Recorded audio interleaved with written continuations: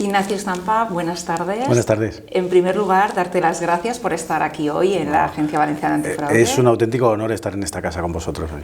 No, el placer es nuestro y haber aceptado la invitación para estar hoy en Diálogos. Es un regalo para mí. De la... Ignacio, estás ahora en plena presentación de tu libro, El complot, la verdad del caso del fiscal Estampa. Y yo quería comenzar preguntándote que el hecho de que un fiscal tenga que escribir un libro para contar lo que le ha pasado en el ámbito profesional, ¿no es en cierta forma un fracaso del funcionamiento de las instituciones? Pues a ver, fíjate, la pregunta me obliga a contestarte que después de haberlo publicado, parece que lo escandaloso es que lo haya contado, mucho más que lo que cuento. Sí. Yo pensaba que, y es verdad que cada vez que hablamos de esto, la gente alucina, la gente no se cree lo que ha pasado. Y primero porque es muy distinto a lo que se fue difundiendo. Y segundo porque parece inconcebible, y es inconcebible en un Estado de Derecho que pase esto. Y entonces, el hecho de que un fiscal lo cuente, que se ha fracasado o no, o estamos cumpliendo con el deber, ya no solamente es una cuestión personal de explicar la verdad de todo lo que pasó, sino que mi obligación como fiscal es denunciar la corrupción que vea, esté donde esté. Y si está en mi casa, y si está en la cúpula, también lo tengo que contar, porque además en el libro no opino y no valoro lo que pasó, lo cuento, informo, está documentado, por eso podemos decir que es la verdad del caso. Porque no hay otra cosa, está todo documentado, todavía no han pedido ninguna rectificación y nadie ha dicho que eso no sea así. Entonces, fracaso. Yo creo que fue un fracaso lo que pasó. Que fueran capaces de urdir todo este complot, de engañar a la gente, de engañar a la carrera fiscal y de tolerar que, sabiendo que era una persecución y que era un montaje, se permitiera que la Fiscal General del Estado hiciera esto. Porque cuando estáis vosotros con tu compañero, con Miguel Serrano, ¿en qué momento sois conscientes de lo que teníais entre manos, ¿no? De esta investigación o de las consecuencias que podía tener esta investigación? Bueno, yo soy consciente desde que me lo asignan, porque a mí cuando el jefe me dice vas a llevar esto, yo digo no hay otra cosa para asignarme, y busco rápidamente otro compañero. Y él ya se imagina la importancia que puede tener, porque él dice, por supuesto que sí quiero hacerlo contigo. Y de los primeros pasos que ya vamos dando con asuntos internos vemos el volumen que puede haber. Lo que pasa es que, claro, cuando ya entramos en la casa, descubrimos la caja fuerte y obtenemos el material, no es que nos sorprenda, pero sí que se confirman las sospechas y la intuición y el olfato de todos de decir, pues esto es lo que parecía, que aparentemente tiene grabado a todas las personas importantes con las que se ha podido juntar en los últimos 30 o 35 años. Y claro, ahí tomáis dimensión un poco de la trascendencia, sí, bueno, que puede tener. La dimensión eso, es que no vamos a ser capaces de investigarlo nosotros, o sea que van a tener que seguir viniendo generaciones para escuchar todo eso. De todo lo que hay, ¿no? Sí, de todo lo que había allí, sí, sí. Para vosotros eso supone, claro, tomar una dimensión e incluso las repercusiones que podía tener. ¿Calibráis o pensáis en ese momento que podía tener tanta repercusión? ¿O tenía...? Nosotros somos conscientes de que es un asunto envenenado, pero es verdad que no sabes qué nivel de élites ha grabado y en qué nivel de información tiene. Puede ser chismes de personajes de segunda, pero luego pueden ser cosas graves de personajes de primera. Cuando vas viendo material, vas abriendo, escuchando audios y abriendo archivos informáticos, pues ves que se nos va a complicar mucho la vida. Y además es que no tardan mucho en demostrárnoslo, a través de presiones de muy diversa forma y a través de lo que nosotros llamábamos una defensa externa del procedimiento. Se atacaba el procedimiento divulgando y filtrando material que nosotros no teníamos. Y se hacía creer que lo teníamos nosotros. Por ejemplo, el primer órdago grande que se nos echa es el día que se detiene Enrique García Castaño, que se publican los audios de Corina.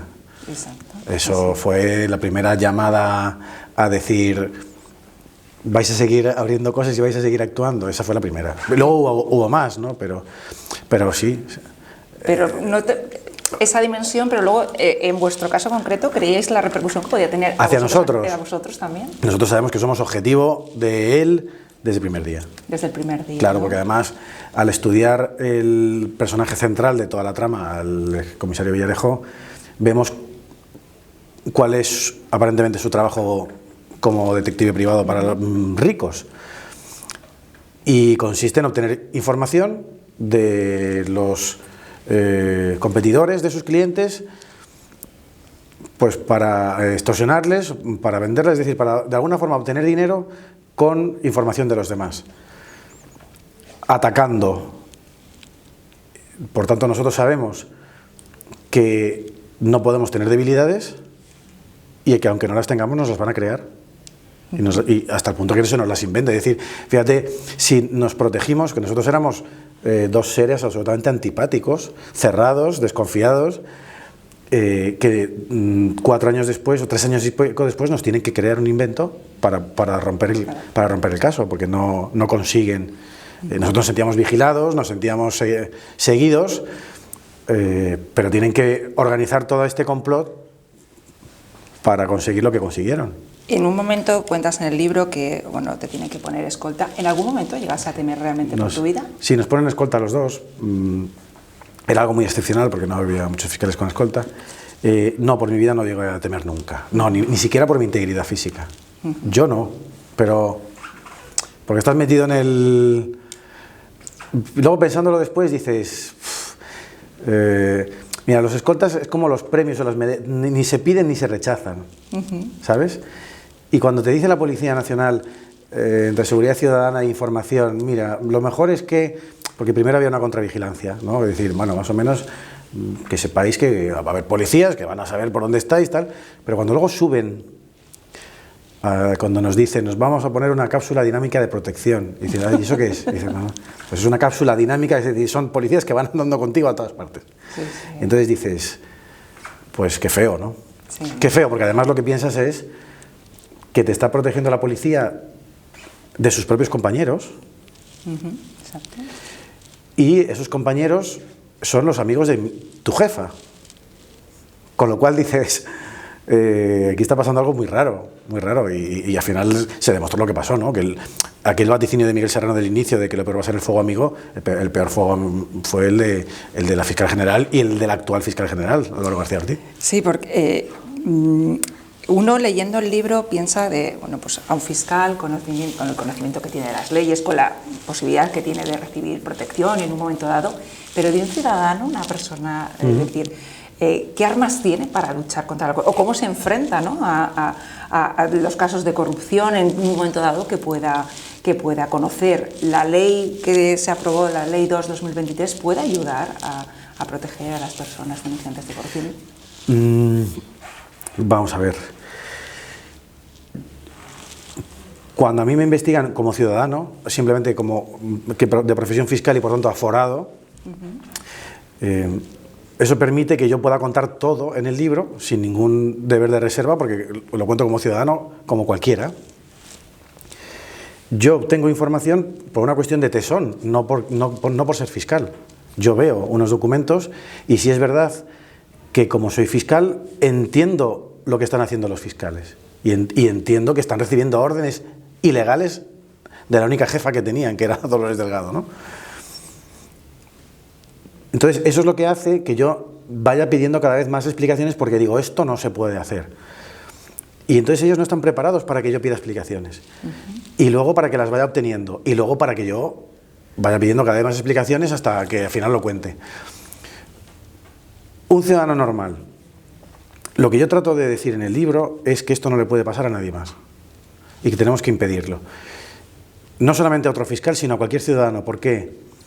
Porque una de las grandes maldades de Dolores Delgado y de Álvaro García Ortiz juntos es que cuando ella estaba en la Fiscalía General como máxima jefa y él era su mano derecha como jefe de la técnica, empiezan a crear una circular nueva que regula las diligencias de investigación penal de los fiscales. Los fiscales podemos investigar penalmente a cualquier persona, lo mismo que los jueces, pero tenemos unas reglas. Entonces, esas reglas en la investigación a la que me someten a mí se la saltan, porque la dirige Dolores Delgado de forma encubierta, clandestina e ilegal. Como no puede aparecer por todos los vínculos que tiene con Villarejo, lo hace Álvaro García por ella, ¿no? Pero las ilegalidades que cometen al investigarme a mí dan lugar a que cambien las normas y eso que me hicieron a mí sea lo que rige actualmente. Es decir, ahora en la investigación de las que se llaman de trascendencia, que son determinados tipos de investigaciones de los fiscales, ya no basta con que el fiscal investigador en Valencia, en Coruña, informe al fiscal general de lo que pasa, sino que tiene que pedirle permiso para todo lo que haga. Que fue lo que hicieron conmigo. A mí me archivan la investigación 2 veces, pero no les dejan hasta que no lo autorice ella. Por eso es ilegal. En aquel momento tendrían que haber dicho, está archivado y punto, y se lo contamos, pero no. No archivaban porque ella lo impedía. Ahora no. Ahora ya lo tiene que decidir el fiscal general. Y la segunda cuestión es que esas comunicaciones de ir dando cuenta y ahora de ir pidiendo permiso para todo, son comunicaciones entre los fiscales que dicen que son reservadas y que se tramitan de forma separada y paralela. Por tanto, comparándolo con lo mío, como yo vi que había órdenes ilegales por un sitio, cuando empecé a pedirlas me dijeron no te las damos porque son comunicaciones entre nosotros. Y dije, pero vamos a ver, me investiga uno y está haciendo cosas muy extrañas, yo quiero saber las razones del porqué. Y ahora resulta que es que se lo estás mandando tú. Y ellos no quieren hacerlo, pero se lo estás mandando tú. Y uno se planta porque considera que es ilegal, pero otro sigue. Entonces, eso a un ciudadano ahora le ocultan, o le podrían ocultar perfectamente, que un fiscal le esté investigando y quiera cerrar una investigación, pero no le dejen. ¿Por qué motivos? Que se llame a un testigo, o que se pida una documentación bancaria, o que se te denuncie, pero el fiscal general considere que no. Toda esa documentación, toda esa información que afecta de forma directa al derecho de defensa es secreta. Cosa que me parece absolutamente increíble. ¿Y cómo puede la ciudadanía luchar contra esto? Bueno, yo creo que los fiscales somos los primeros que tenemos que decir que no se puede investigar así. ¿Vale? Yo lo digo porque lo he vivido. Entonces, claro, cuando tú descubres que están dando instrucciones y dices, pero eso no es una cuestión de formar criterio en la Fiscalía y de dependencia jerárquica, sino que, oye, ¿por qué tiene que prolongarse una investigación contra mí 2 años o 3 o 7 meses si te están diciendo desde el primer día que aquí no hay nada? Porque eso puede producir efectos perversos a lo largo del tiempo. Con esas investigaciones de trascendencia puede llegar a una campaña electoral, es decir, puede pasar muchas cosas. Entonces, creo que los fiscales debemos decir, no podemos seguir investigando así.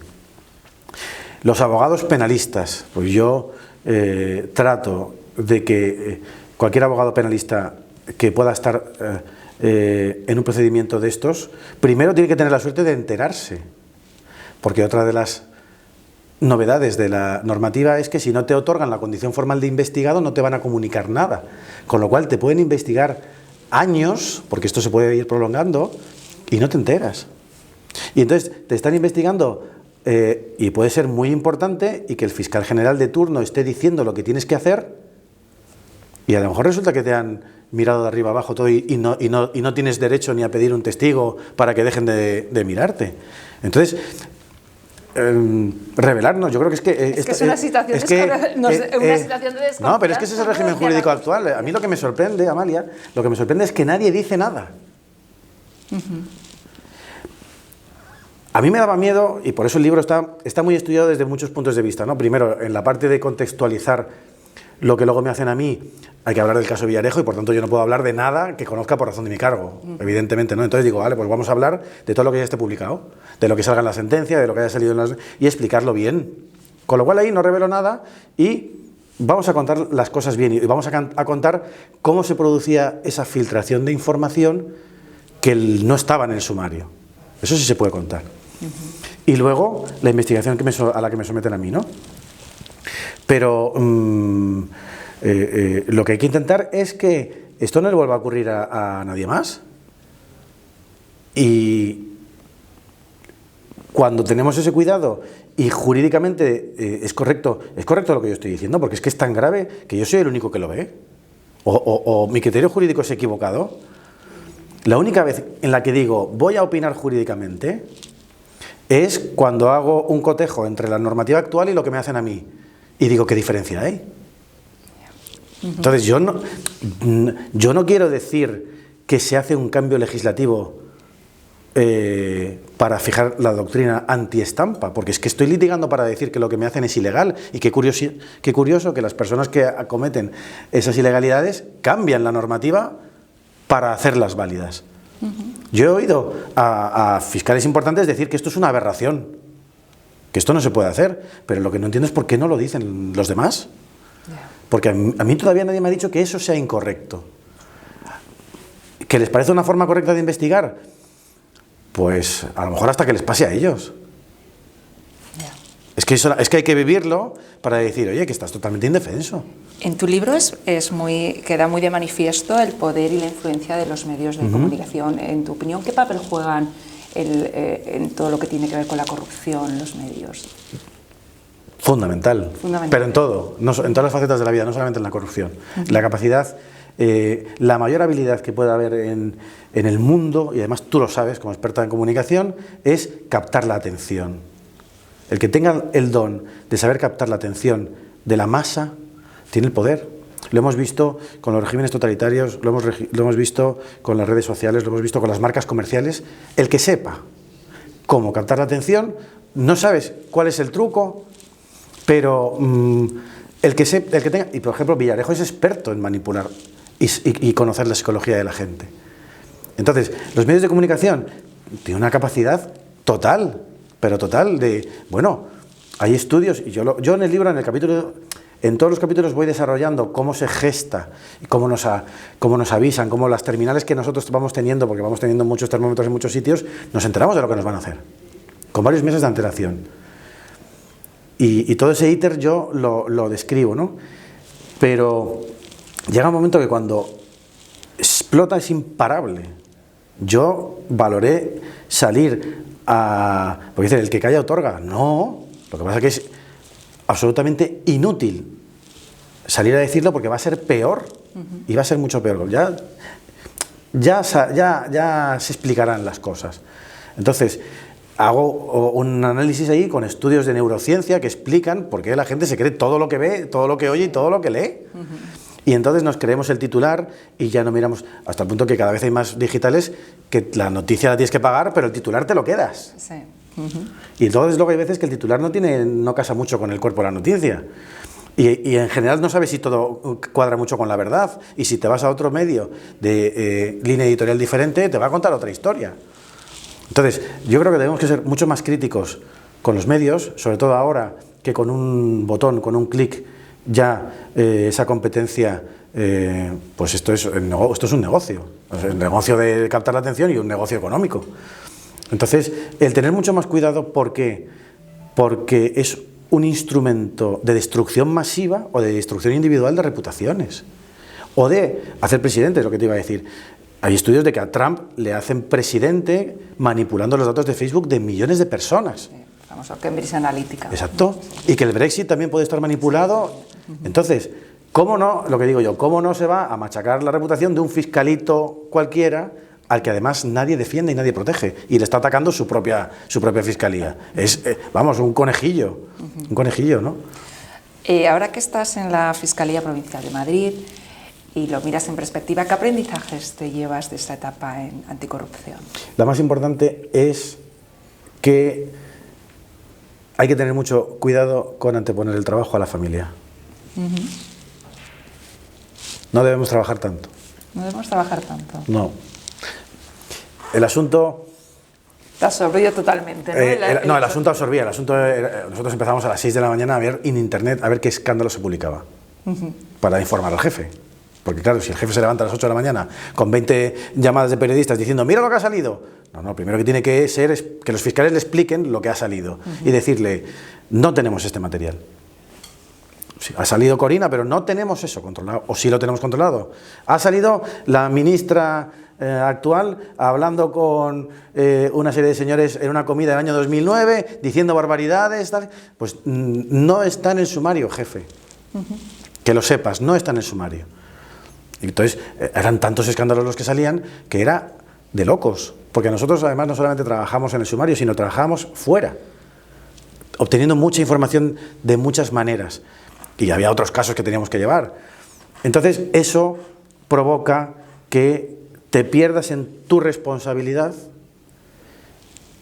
e inevitable e inconscientemente te olvides de que hay personas que te quieren cuidar y que se están dando cuenta de que te cambia el carácter, de que no te estás cuidando, de que contestas mal, porque yo además, yo cuando salí de aquí, a mí me vio la doctora y me dijo, no te da un patatús de milagro, no puede todo ser. Lo que es la presión, de aguantar esa presión. Y entonces luego ves que todo esto es por trabajo. Yo cuando digo, ¿pero para qué pedí la plaza? Si ya me estaban atacando todo lo que ganaba yo, pues nada, te estás metido en tu responsabilidad.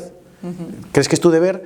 Y entonces la enseñanza que yo tengo es que hay que intentar parar y ver y hacer caso a las señales, tanto físicas como de los demás, de decir, estás trabajando de más. Porque además, ¿sabes una cosa? Que no te lo van a agradecer. No te lo van a agradecer. Entonces no volverías a anticorrupción. No, pero no. Primero no me van a querer porque son los mismos los que están allí. En la fiscalía, no, que va. No me castigaría ni a mí ni a mi familia, les castigaría yo con eso. Además, nos divertimos mucho en el asunto. Fue una oportunidad profesional impresionante, aprendimos espectacularmente, pero al final dices, ¿para qué sirvió? ¿Quién ha hecho catarsis, Amalia? La policía. ¿La prensa ha hecho catarsis? No, porque ahora está muy de moda esto de los bulos, ahora parece que han salido ahora.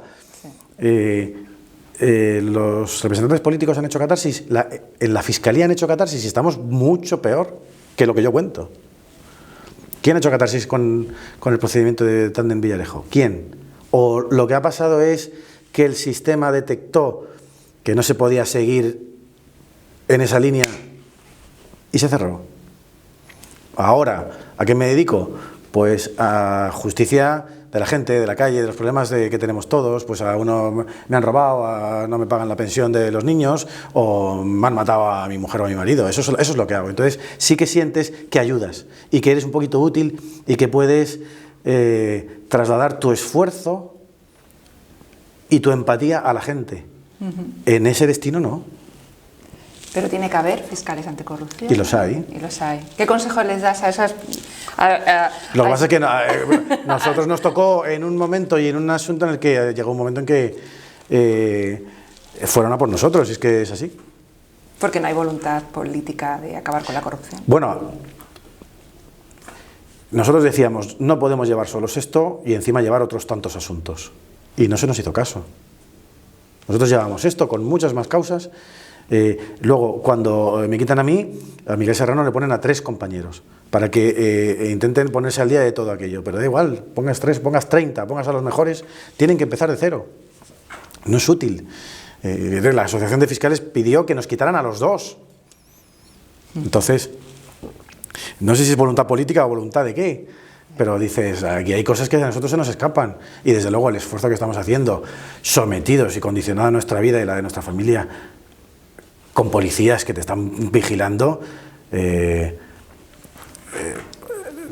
si tú no pides que te lo agradezcan, pero la empatía que recibimos fue cero. Entonces, ¿un mensaje de esperanza? Si no, la gente tiene que confiar en los fiscales y en los jueces.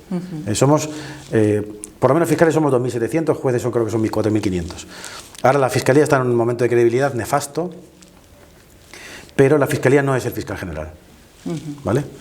Somos 2.800 fiscales que velamos por el interés general de todos y que todos los días vamos a trabajar en anticorrupción, en antidroga, donde sea, e intentamos hacerlo lo mejor posible, pero nos podemos equivocar, lo mismo que los jueces. Pero que no se confunda con el fiscal general, porque nosotros anteponemos el interés general y los fiscales generales, los 2 últimos, parece que anteponen el suyo. Y entonces, cuando salen noticias en contra de ellos y dicen se está atacando a la fiscalía, no, la fiscalía no eres tú eres el fiscal general. Y a lo mejor el problema es que nos representas a todos y estás confundiendo a la gente. Los fiscales somos muy trabajadores y muy honestos, y la gente tiene que creer que, como todos, nos podemos equivocar, pero que trabajamos por el bien de los demás. Pues Ignacio, muchísimas gracias por haber estado hoy aquí Nada, en la Agencia Valenciana Antifraude, por habernos pues acercado más tu experiencia y darnos a conocer, y pues muy recomendable el libro para conocer pues la verdad del Muchas caso gracias. del fiscal Stampa. Pues muchas gracias por... Gracias a Amalia y gracias a la agencia.